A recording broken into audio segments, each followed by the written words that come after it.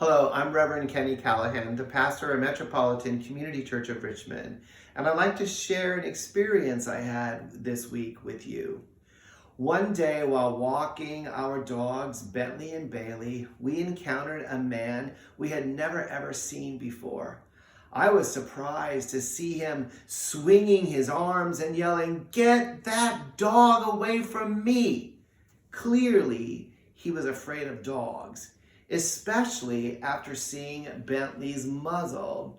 Trying to calm this person down, I backed up with the dogs and tried explaining that Bentley and Bailey are very gentle, loving dogs. But he didn't care, and he continued to call me and the dogs hurtful names, even though he knew absolutely nothing about us.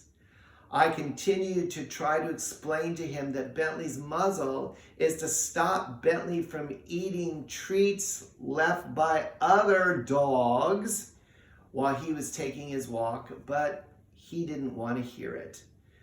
I've been considering this exchange all week. I've been thinking about all the times that I judge someone and determine who they are, what their values might be, and what behavior I should expect from them simply by the way I see them.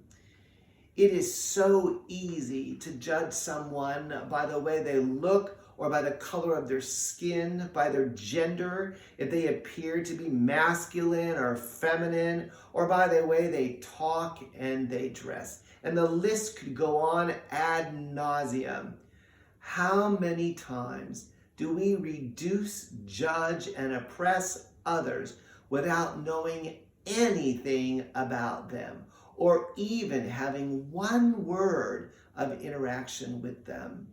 Instead of all this drama on our part, what kind of community, what kind of world, what kind of church could we create if we stopped assuming we know things about people and instead started to take responsibility for our own insecurities and feelings of inadequacy, fear, hurt, and pain?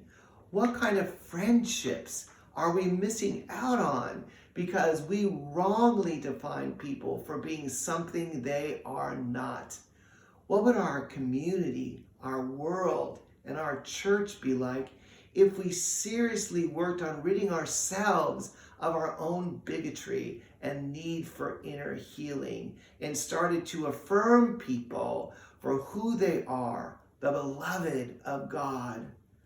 I long for such a day, and I know that such a day will be possible.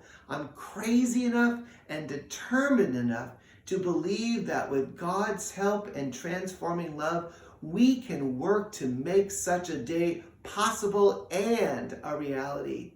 I truly hope that I am always willing to do the inner work, to heal my insecurities, and to live in a way to bring justice, dignity, hope, and love to all people without judgment.